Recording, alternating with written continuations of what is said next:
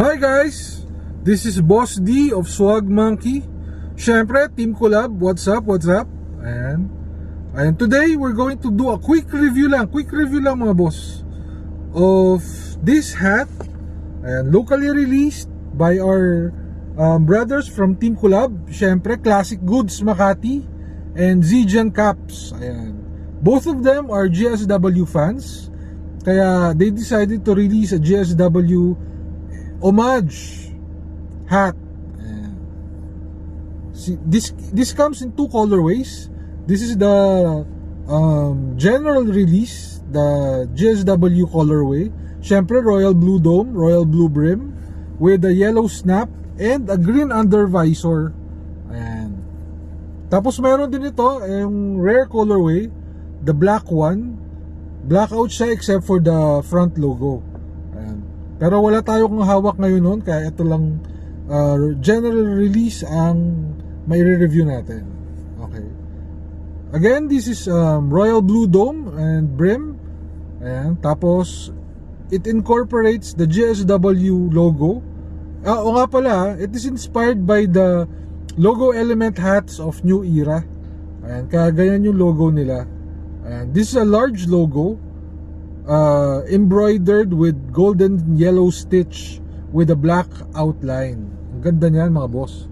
Ang kapal ng embroidery niyan. Tapos meron din siyang side hit na GSW championship ring. 7 times nakalagay dyan kasi 7 times sila nag-champion sa NBA. Ayan. Ang kapal ng embroidery niyan.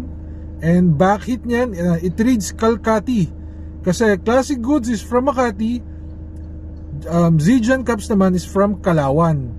Ayan, Calauan, Laguna. So, Calcati. Ayan. Kasi, collab nga nila kaya pinagsama nila. Very, very, very genius move. Ayan, big brain moves. Ayan.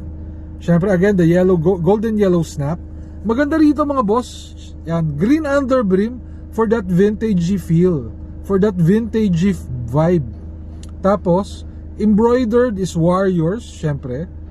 Ayan. Tapos, nakalagay NBA Finals Champions and the years na nag-champion sila. 7 times yan, kaya 7 years yan. Ayan.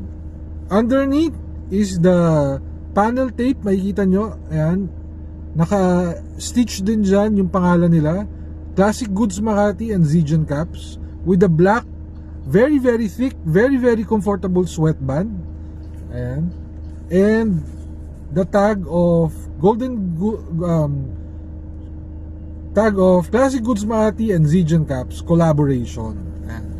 Napaka premium quality nito mga boss. Kita nyo naman hindi yan tinipid sa stitching, hindi tinipid sa sinulid. Diyos ko po. Ayan. Very, very well crafted hat. Very, very good materials. Very good construction. Ayan.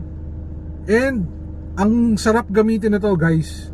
And the very thick sweatband, although hindi siya padded, very, very comfortable siya. Hindi niya ginigrip masyado yung ulo nyo. Alam nyo, pag matagal nyo ng gamit, minsan mabigat yung hat, it weighs down on you, tapos parang it clamps down on your head. Ito hindi. Masarap, very, very comfortable. And maganda sa kanya, bagay sa lahat, kahit anong gamit yung suot, anong outfit nyo, no? Let's say for example, ako naka-polo ko ngayon, bagay pa din, diba? Kahit naka-shirt kayo, yan, ito yung kahit na anong occasion pwede nyo gamitin, diba? Plus, it comes flat brim, pero syempre kasi ako, pagka pang PSG ko, gusto ko kinu-curve ko eh. Ayan. Mas gusto ko pag medyo naka-curve ng konti. Hindi naman totally curve na curve, pero ayan, napaka-solid nitong hat sa mga boss. Kaya kung ako sa inyo, it's very, very affordable. I forgot how much it costs, but it's less than 1,500.